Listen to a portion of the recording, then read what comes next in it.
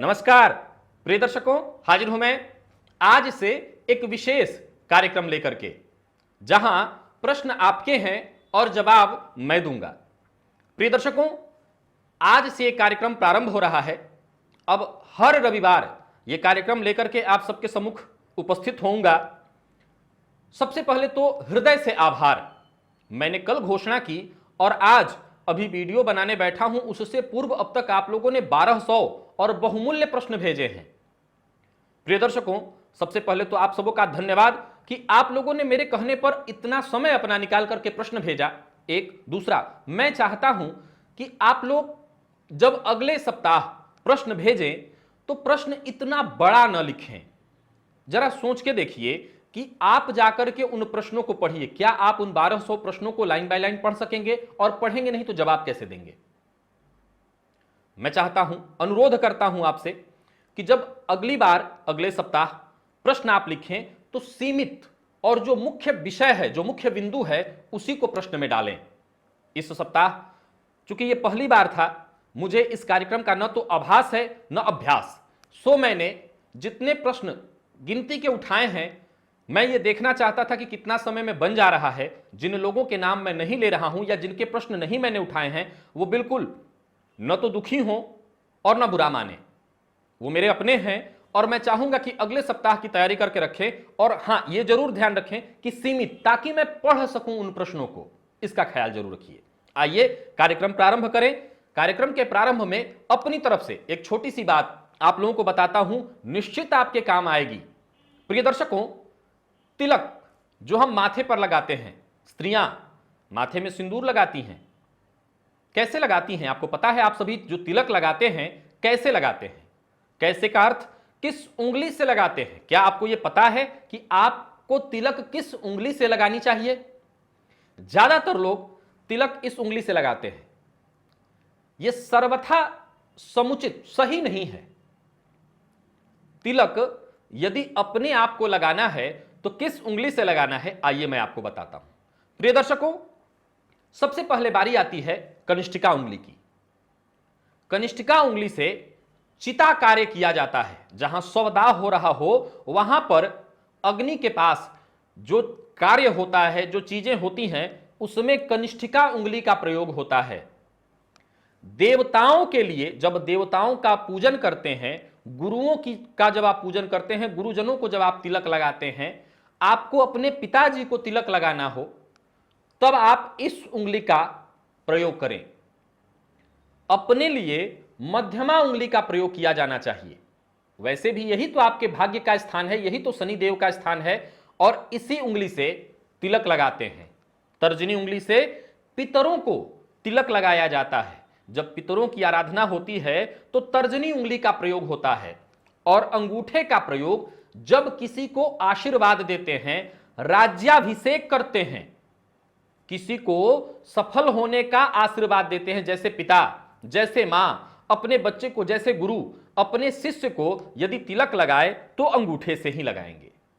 वहीं जब आप अपने गुरु को अथवा पिता को, जो कि गृहस्थ आश्रमी हो, जो गृहस्थ आश्रमी नहीं है, उनके लिए तो सिर्फ अनामिका उंगली ही प्रयुक्त होगा। लेकिन यदि आपके गुरु या पिता तो गृहस्थ आश्रमी हैं ही, उनको अगर आप तिलक लगाएंगे तो सबसे पहले अनामिका से और फिर इसके बाद अंगूठे से, क्योंकि धन का सुख सबको चाहिए।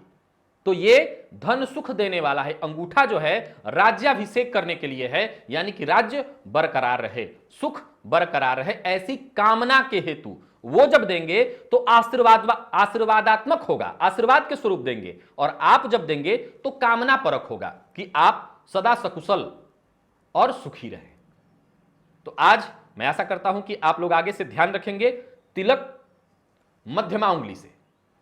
इसीलिए जब आप माला जपते हैं, मंत्र जप करते हैं माला पर, तो इन्हीं 3 उंगलियों का प्रयोग होता है। तर्जनी और कनिष्ठिका को उससे सदा दूर रखा जाता है, इसे मृगी मुद्रा कहते हैं। और वहीं पर अंगूठा और अनामिका को मिलाकर के मध्यमा से अपनी तरफ माला को खींचते हैं, यानी जो मनका है, दाना है, उसको अपनी तरफ खींचते हैं।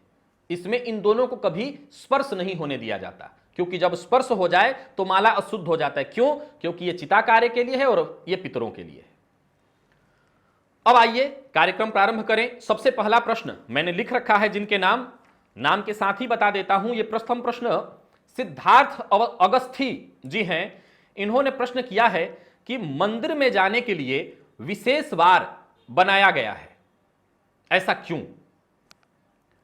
सिद्धार्थ जी, ऐसा नहीं है। इन्होंने उदाहरण के स्वरूप हनुमान जी का दिन दिया था कि शनिवार के दिन ही प्रायः लोग हनुमान जी के मंदिर में जाते हैं, संडे को यानी रविवार को, और सोमवार को नहीं जाते हैं। देखिए, मैं आपको बता देता हूं कि हमारा सनातन धर्म इतना विस्तृत है कि यहां पर आपको बांधा नहीं गया है कि आप किसी एक ही देवता को मानने के लिए मजबूर हैं। हां, शास्त्र हर जगह यह बात बता चुका है कि बस एक ही है। आप उसके अनेकों रूप देख सकते हैं, अनेकों रूप देख सकते हैं। सो आपकी जहां दिली तमन्ना हो, जहां इच्छा हो, चूंकि व्यस्तता भरा जीवन है और आप हर दिन नहीं जा सकते, आपके मन में कहीं कोई संशय न हो, इसीलिए एक वार का निर्धारण कर दिया गया कि बाकी किसी और दिन ना भी जा सको तो कम से कम इस दिन जाओ। इसका यह मतलब नहीं है कि उसी दिन जाना चाहिए। मैं तो रोज जाता हूं। आपको यह कहा गया कि अगर किसी दिन और नहीं जा सकते तो कम से कम उस दिन जाओ, कम से कम जाना जरूरी है। उसी तरह से दिन का निर्धारण कर दिया गया। अब मान लीजिए कि आपके आराध्य देवता भगवान शिव हैं, तो किसी और दिन न जा सको तो कम से कम सोमवार के दिन जाओ। यहां पर यह दिन बनाने के पीछे यह कोई कारण नहीं था। कारण बस इतना ही कि आप चाहे जो भी हो जाएं, कम से कम सप्ताह का एक दिन अपने लिए निकालें। दूसरा प्रश्न है, रामवीर बाघेल जी हैं। इन्होंने एक बड़ा सुंदर प्रश्न पूछा है कि शिव जी की पूजा किस तरफ मुख करके करनी चाहिए, उनका अभिषेक करें तो जल किस तरफ मुख करके चढ़ाना चाहिए? रामवीर जी, भगवान शिव का जो अर्घा होता है वो सदैव आप देखेंगे तो उत्तर की ओर होता है और आपको पूजन करते समय पूर्व दिशा की ओर मुख कर लेना चाहिए। पूर्व दिशा की ओर मुख करेंगे तो भगवान शिव का अर्घा उत्तर दिशा की ओर होगा और फिर आप भगवान शिव पर पूर्वाभिमुख होकर के अर्घ्य या अभिषेक कर सकते हैं। इन्होंने साथ साथ यह भी पूछ लिया है साथ में कि रुद्राष्टक का पाठ कैसे करना है। मैं बता दूं कि जो भी पूजा आप पाठ करें, सदैव ध्यान रखिए कि साध्य और साधक, साध्य भगवान है और साधक आप हैं। तो साध्य का जो मुख है वो या तो दक्षिण की ओर होगा या पश्चिम की ओर, और साधक का मुंह या तो उत्तर की ओर होगा या पूरब की ओर। तो भगवान शिव का अर्घा अब पहले से ही उत्तर की ओर, क्योंकि भगवान शिव उत्तर की ओर मुख करके बैठे हैं, तो आपको जो अभिषेक करना है उनका तो पूर्वाभिमुख होकर के आप कर सकते हैं। तीसरा प्रश्न जो है ये भरत थानवी जी हैं। ज्योतिष से संबंधित एक प्रश्न लिखा है इन्होंने, यदि लग्नेश ही नीच की राशि में या नीच के घर में बैठ जाए तो उसे मजबूत करने के लिए उसकी अधिपति की आराधना करनी चाहिए या नहीं? पहले तो यह जान लीजिए कि जब कोई ग्रह नीच का हो, शत्रु राशिस्थ हो, शत्रु क्षेत्री हो, इसका यह कतई मतलब नहीं कि वो बिना किसी काम का हो गया है। नीच का होने का अर्थ है उदासीन है, शत्रुगृही होने का अर्थ है वो दुखी है। अब इसका यह मतलब नहीं कि वो आपके भाग्य का फल देने में देगा ही नहीं, वो कमजोर हो गया है। आपके भाग्य का तो फल देगा ही, लेकिन वो कमजोर हो गया है। उसके रत्न धारण करने की जगह ज्यादा फायदा उसके अधिपति की आराधना होगी। लेकिन मैं ये बता दूं कि यदि नीच का होकर के किसी अच्छे भाव में या केंद्र में बैठा हुआ है या त्रिकोण में बैठा हुआ है तो निश्चित रूप से आप उसके रत्न को धारण कर सकते हैं। मैंने कई लोगों को धारण कराया है और उसका लाभ मिलता है, इसमें कोई दिक्कत नहीं। नीच का होने का अर्थ नहीं कि सर्वथा वो अनुपयोगी हो गया। अब ये एक नाम पता नहीं इन्होंने क्या लिखा है, पवी, कुछ अच्छा नाम रखा करिए। आप भले अपनी आईडी छुपा रहे हो लेकिन अच्छा नाम रखिए।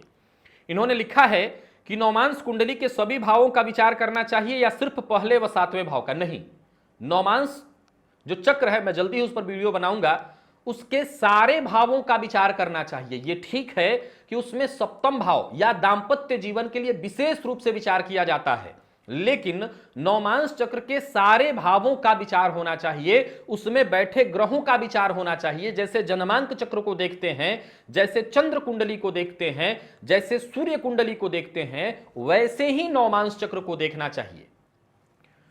आगे ये गुरुदत्त चिंचोलकर जी का मैंने एक प्रश्न लिया है, इनके और भी प्रश्न थे, एक प्रश्न मैंने उठाया है, क्या प्रारब्ध कर्म भोगने ही पड़ते हैं? जिन निश्चित ना भुंक्तं क्षीयते कर्म जन्म कोटि सतैरपि। करोड़ों कल्प बीत जाने के बाद भी बिना भोगे आप अपने कर्म बंधन से मुक्त नहीं हो सकते हैं, भोगना ही पड़ेगा। फिर क्या किया जाए?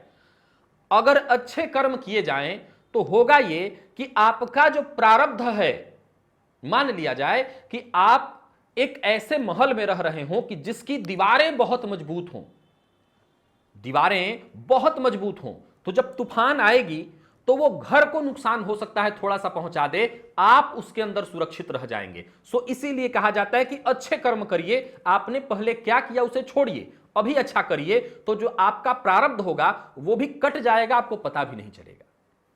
इसके बाद उषा यादव जी हैं, इनका प्रश्न था कि औरतों को हनुमान जी की पूजा करने से क्यों मना किया जाता है? इसमें ऐसा कुछ नहीं है। मैं तो कई लोगों से सुन रहा हूं कि कहते हैं कि औरतों को हनुमान चालीसा का पाठ नहीं करना चाहिए। कौन कहता है? हनुमान चालीसा का पाठ करना चाहिए, हनुमान जी की पूजा करनी चाहिए। हां, जहां चिंगारी होती है वहीं धुआं उठता है। मैं आपको बता देता हूं, उनका स्पर्श नहीं करना चाहिए, वो बाल ब्रह्मचारी हैं। और जब कोई ब्रह्मचर्य व्रत का पालन कर रहा हो और जाकर के आप ब्रह्मचर्य व्रती को स्पर्श कर लें तो उनके ब्रह्मचर्य व्रत को भंग होगा, ब्रह्मचर्य व्रत कमजोर होगा। अब सवाल उठता है, हनुमान जी का ब्रह्मचर्य व्रत कैसे कमजोर हो सकता है? उनके मन में तो कोई भावनाएं ही उत्पन्न नहीं होंगी। नहीं, इंसान के मन में भावनाएं बहुत ज्यादा है, वो भावनाओं से दिन रात जूझ रहा है, भावनाओं का एक प्रवाह दिन रात उसके मन में चल रहा है, लेकिन वो ब्रह्मचारी है और वो केवल और केवल राम भक्ति में लीन रहते हैं। अतः महिलाओं को यही कहा गया कि आप, या अब सवाल उठता है कि क्या है कि आप उनको अगर पुत्र, मैंने उस दिन उदाहरण दिया था कि पुत्र मान करके अगर उनका पूजा करना शुरू करती हैं तो पुत्र की पूजा नहीं की जा सकती। बड़ा भाई मान करके आप उनकी पूजा कर सकती हैं, पिता मान करके उनकी पूजा कर सकती हैं, लेकिन वो ब्रह्मचारी हैं तो पिता कैसे? धर्म पिता मान लीजिए, धर्म पिता, लेकिन तब भी मूर्ति का स्पर्श न करें, दूर से आप पूर्णतः पूजा कर सकती हैं, उसका पाठ कर सकती हैं, कोई मना ही नहीं है। सफलता सैनी, ये भी मुझे लगता है कि कोई उच्चतम नाम तो नहीं है, बस ऐसा ही है, लेकिन इनका प्रश्न अच्छा था सो मैंने उठा लिया है। हाथ में भाग्य रेखा अच्छी न हो, लेकिन शनि और सूर्य पर्वत पर मछली का चिन्ह हो और सूर्य रेखा बलवान हो तो क्या प्रभाव होता है? बिल्कुल होता है। मैं तो आपको यह बता दूं कि अगर कोई ऐसा व्यक्ति जो बहुत नाम पा रहा हो, निश्चित रूप से उसकी हथेली में सूर्य की लकीर बहुत बलवान होगी। एक बात और बता दूं कि मैं कई ऐसे अरबपतियों के हाथ देखा हूं जहां भाग्य की लकीर नहीं है। भाग्य की लकीर का हथेली में पृथक न दिखना इस बात का सूचक है कि भाग्य उस व्यक्ति के पास है, नहीं है, ऐसा नहीं है। उस व्यक्ति की भाग्य की जो लकीर है वह जीवन की लकीर से ही जुड़ी हुई है। और आपने जैसा कि कहा कि शनि के पर्वत पर और सूर्य के पर्वत पर दो दो मत्स्य चिन्ह दिखाई पड़ने लगे तो ये तो सर्वथा श्रेष्ठ हो जाएगा, यानी उस व्यक्ति का सम्मान और भाग्य दोनों जागृत है। अगर ऐसा न भी हो, मत्स्य चिन्ह न भी हो, शनि पर्वत अच्छा दिखाई पड़ रहा हो, सूर्य पर्वत अच्छा दिखाई पड़ रहा हो, तो वो भी भाग्य का ही काम करेगा। आगे बढ़ते हैं, ये प्रमोद उपाध्याय जी हैं, इन्होंने लिखा है कि किसी भी जातक की कुंडली के 12वें भाव में यदि कोई राजयोग हो तो क्या वो प्रभाव नहीं देगा? बिल्कुल देगा, चाहे 6वें 8वें 12वें। मैं आपको बता देता हूं कि कहीं भी योग बने, योग तो बनेगा ही बनेगा। योग का अर्थ होता है जोड़, तो बनेगा ही, राजयोग हो दुर्योग हो, बनेगा। अब यह ध्यान रखना है कि लग्न कौन सा है, वो योग कारक ग्रह लग्नेश के मित्र हैं अथवा नहीं, उस लग्न में वो कारक हैं अथवा नहीं। अगर नहीं है तब भी आपको यह नहीं मानना कि उसका प्रभाव 100% खत्म हो जाएगा। अगर वो ग्रह बलवान हैं तो वो अकारक क्यों ना हो तब भी वो 50% फल देंगे। अगर कारक हैं और 12वें भाव में बैठे हैं तो 80% लाभ देंगे। अब आगे बढ़ जाते हैं, ये संदीप कुमार जी हैं, बड़ा अच्छा इन्होंने प्रश्न पूछा है कि घर की शुद्धि करने के लिए, सुख शांति बनाए रखने के लिए क्या करना चाहिए? बड़ा बढ़िया प्रश्न।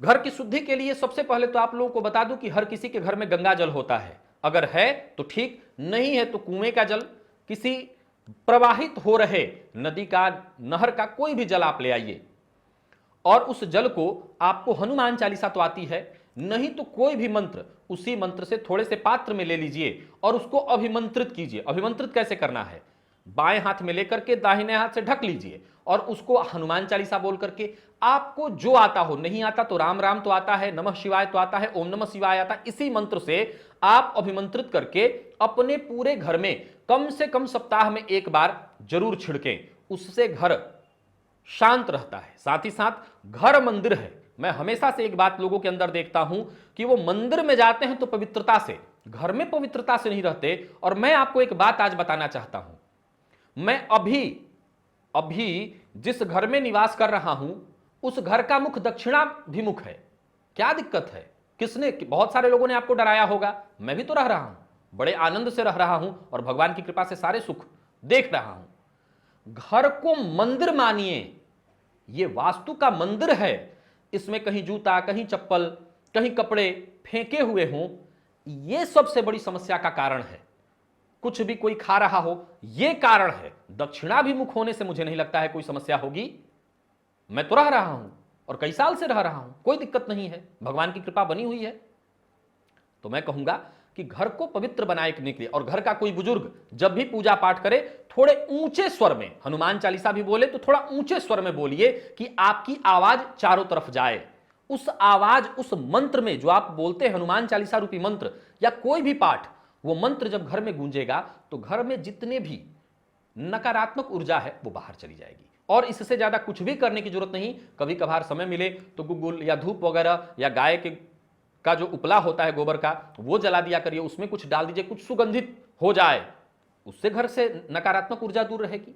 और 100 बातों की एक बात कि पति पत्नी या घर के रह रहे सदस्य जब एक साथ रह रहे हों और मन उनका मिलता हो तो उस घर में कभी नेगेटिविटी आ ही नहीं सकती। मन मिले बस। इसके बाद सौरभ सैनी जी हैं, इनका प्रश्न मैं ले रहा हूं। लिखा इन्होंने, अगर कोई ग्रह मृत अवस्था में हो तो उसका रत्न धारण करना चाहिए या नहीं, अगर नहीं तो उस ग्रह को कैसे बलवान किया जाए। देखिए, जो ग्रह मृत हो आप चाहें तो उसका रत्न धारण कर सकते हैं, यदि अच्छे भाव में बैठ करके मृत हो रहा हो। हालांकि उस ग्रह के अधिपति की आराधना करिए, ज्यादा फायदा करेगा।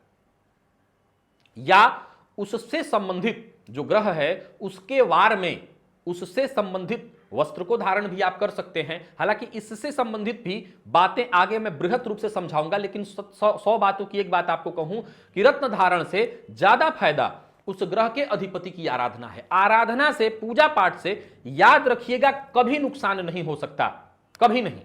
आगे ये सचिन जी हैं, सचिन अस्वर, इन्होंने लिखा है, शुक्र अपनी ही राशि वृषभ में उच्च के चंद्रमा के साथ बैठ जाए तो बाधक हो जाता है, क्या यह सही है? मैं नहीं जानता यह सही है कि नहीं। मैं यह कहना चाहता हूं कि विचारणीय तथ्य है इसके साथ, वो जरा समझिए। शुक्र की वृषभ राशि अपनी राशि, चंद्रमा वहीं उच्च के होते हैं। शुक्र है भोग और चंद्रमा है मन। यही तो मैंने आपको कुछ दिन पहले समझाया था। जरूरत नहीं कोई क्या कहता है उसको आप मानिए, अपने आप से पूछिए। तो चंद्रमा है मन, शुक्र है भोग, दोनों के दोनों एक साथ हो जाएं तो शुक्र भी अपने ही घर में और चंद्रमा भी, तो व्यक्ति किस दिशा में भागेगा? केवल भोगों के लिए भागने लगेगा। और चूंकि चंद्रमा वहां उच्च का होकर के, चंद्रमा उच्च का हो तो भी कोई बहुत बड़ा अच्छा नहीं, क्योंकि जरा ध्यान रखिएगा कि हथेली में चंद्र पर्वत बहुत फूल जाए तो भी व्यक्ति शेख चिल्ली बन जाता है। तो सीधी सी बात है कि व्यक्ति केवल सोचने लगे तो सीधी सी बात है कि जो ऐश्वर्य भोग उसको मिलने वाला है वो कमजोर पड़ जाएगा। लेकिन अगर वहीं उस कुंडली में सूर्य बलवान हो तो निश्चित रूप से इन दोनों के बलवान होने के बावजूद कोई दिक्कत नहीं होने वाली है, शुक्र अपना पूर्ण लाभ देंगे। आगे बढ़ते हैं। ये प्रदीप चौधरी जी हैं, इन्होंने भी बड़ा एक प्रश्न लिखा है, हालांकि मैं पढ़ देता हूं। हम जब भी कोई मंत्र जप करते हैं और उसमें कोई अशुद्धि रह जाती है तो क्या उसका फल हमें नहीं मिलता? क्योंकि संस्कृत के शब्द जो होते हैं वो कठिन होते हैं, जिनका हम शुद्ध उच्चारण नहीं कर पाते। तो कृपया करके हमें इस बारे में बताएं कि थोड़ा बहुत अशुद्ध उच्चारण होने के बावजूद भी क्या उस मंत्र का लाभ मिलता है। देखिए, एक छोटी सी बात आपको बता दूं कि देव भाषा है संस्कृत। निश्चित रूप से अशुद्धि होने से वो जो एक क्रम बनाया हुआ है, ये जो आप मंत्र पढ़ते हैं वो एक क्रम में पिरोया हुआ है, माले में पिरोया हुआ है। अब माला का फूल अगर इधर से उधर हो जाए तो जरा गौर से देखिए, वो माला देखने में सुंदर नहीं लगेगा। तो निश्चित रूप से जब आप कोई मंत्र पढ़ते हैं और शब्द गलत होता है तो उसका प्रभाव कम होता है। मैं जानता हूं इससे आपको कोई नुकसान नहीं होगा, लेकिन जानबूझ के जब आप करेंगे तो नुकसान होगा। बिना जाने मजबूर आप नहीं कर पा रहे, इसीलिए तो मैं मना करता हूं कि बहुत कठिन कठिन शब्द उठाया ही मत करिए। आप उन्हीं मंत्रों को उठाइए जो आप सरलता से पढ़ सकें। बहुत कठिन कठिन उठाएंगे तो वो सीधी सी बात है, कठिनाई होगी और आप उसको गलत पढ़ेंगे और उसका आपको नुकसान हो जाएगा। तो इतना ही कहूंगा कि डरने की जरूरत नहीं है। कल से शास्त्री जी ने डरा दिया, सब पढ़ना ही छोड़ दो, नहीं, पढ़िए, प्रयास करिए, सरल से सरल पढ़िए। आगे शरद उपाध्याय जी इन्होंने लिखा है, काल सर्प दोष का निवारण क्या केवल नासिक त्र्यंबकेश्वर में ही होता है और कहीं भी नहीं कराया जा सकता? कहीं भी करा सकते हैं आप, जहां शिवालय हो, देवालय हो। हां, कोई ऐसे तीर्थ स्थल जैसे कि द्वादश ज्योतिर्लिंग है, इन जगहों में जाकर के कराना अत्यंत श्रेष्ठ है, क्योंकि वहां का जो लाभ है वो करोड़ों गुना अधिक हो जाता है। लेकिन इसका यह कतई मतलब नहीं है कि आप कोई और जगह जहां सामान्य सा भी शिवालय है वहां जाकर के नहीं कर सकते, बिल्कुल कर सकते हैं। नीतू झा जी, इनके भी कई प्रश्न थे, मैंने केवल एक प्रश्न उठाया है, बाकी अगले सप्ताह में लिया जा सकेगा। कोई ग्रह अस्त हो तो कैसे अपना परिणाम देते हैं? सीधी सी बात है, इसका मैंने उदाहरण दिया था कि एक ही स्टेज पर प्रधानमंत्री और मुख्यमंत्री दोनों एक साथ खड़े हो जाएं तो सीधी सी बात है कि मुख्यमंत्री का जो प्रभाव है वो थोड़ा क्षीण हो जाएगा। सूर्य अकेले एक ऐसे ग्रह हैं जो बाकी ग्रहों को अस्त कर देते हैं, लेकिन इसका यह मतलब नहीं कि वो ग्रह अपना प्रभाव नहीं देंगे, उनका प्रभाव थोड़ा कम हो जाएगा, यानी 100 में से 80% या 90% रह जाएगा, थोड़ा सा उसमें कमी आ जाएगी, लेकिन इसका यह मतलब नहीं कि वो प्रभाव विहीन हो जाएंगे। राकेश कुमार जी ने लिखा है कि यदि किसी के जन्म समय में कुछ अंतर हो, यह प्रश्न कम से कम 3-4 जगह पर आया हुआ है। देखिए, मैं आपको बता दूं कि मुझे स्वीकार करने में कोई संकोच नहीं कि मैं इस विषय को जानता हूं लेकिन मुझे आती नहीं है। बहुत सारे, मैं ऐसे गुरुजी के संसर्ग में रहा था जो हाथों को देख करके एक्यूरेट जन्म की तारीख और जन्म का समय निकाल देते थे, लेकिन उस समय मेरी पढ़ाई उस लेवल पर नहीं थी और अब वो जीवित नहीं है। हो सकता है इसके जानकार अभी भी बहुत सारे लोग हों, मेरी नजर में नहीं है, ऐसे लोग हैं। अब मान लीजिए कि सामान्य परिस्थितियों में हम क्या कर सकते हैं। बहुत सारे लोगों ने लिखा है कि जिनकी जन्म कुंडली नहीं है वो क्या करें। आपके लिए एक ही विकल्प है, अपने हस्तरेखाओं का अध्ययन कराएं और प्रश्न कुंडली के द्वारा अपनी समस्याओं का निदान कराएं। लेकिन एक्यूरेट समय निकालने के लिए अब कहीं ना कहीं उस तरह के जो जानकार लोग हैं उनसे आपको संपर्क करना होगा, ऐसे लोगों तक पहुंचना होगा, क्योंकि बहुत सीमित लोग ही ऐसे अब बचे होंगे जो इस विधा को जानते हैं कि हस्तरेखा से जन्म की तारीख और जन्म का समय निकाल सके। तो यही मैं कह सकूंगा। बाकी अगर मेरे पास है या और कि कैसे एक्यूरेट किया जाए, तो उस व्यक्ति के स्वभाव से, क्योंकि लग्न और राशि का प्रभाव और उस पर ग्रह, उस चक्र लग्न पर जितने ग्रहों का प्रभाव है वो जातक में साफ साफ दिखाई पड़ जाता है, तो उससे जाना जा सकता है। एक प्रश्न और है, इसे ले लेता हूं, बस इतने ही प्रश्न हैं। ये राजेश कुमार यादव जी हैं, इनका प्रश्न है कि भाग्येश अगर कुंडली में नीच का हो तो क्या फल देगा? ऊपर उदाहरण मैंने दे दिया था, नीच का भी हो तो अच्छा फल देगा। पहले ये देखिए बैठा कहां है। अगर अच्छी स्थिति में है, नीच का होने का अर्थ है वो दुखी है, वो रिजल्ट नहीं दे रहा है। कई लोगों के प्रश्न उठते हैं कि भाग्येश नीच के हैं, लग्नेश नीच के हैं, पंचमेश नीच के। नीच का होने का अर्थ ऐसा नहीं है कि वो प्रभाव नहीं देगा। और एक वक्त आएगा कि मैं ऐसे कई बड़े लोगों की कुंडली ले आऊंगा जिनके भाग्येश नीच के हैं, लग्नेश नीच के हैं और बड़ी बुलंदी पर हैं। नीच का होने का अर्थ वो दुखी है, उसके अधिपति की खूब आराधना करिए। अगर अच्छे भाव में बैठा है तो उसके रत्न को भी धारण कर सकते हैं आप और वो रिजल्ट करेगा। तो आपको नीच का होने से संकोच में या संशय में पड़ने की कोई आवश्यकता नहीं। तो आशा करता हूं समय अब काफी हो गया है, मेरे लिए तो बहुत ज्यादा हो गया है। आगे से और सवाल लेने का मैं प्रयास करूंगा, थोड़ा कम समय में और जवाब देने का। ये मेरे लिए पहली बार था, अभ्यास भी कमी थी, और अगली बार ज्यादा से ज्यादा सवाल लेने का प्रयास करूंगा। इजाजत दीजिए, कल पुनः एक नए विषय के साथ आप सबके सम्मुख हाजिर होऊंगा। तब तक के लिए नमस्कार।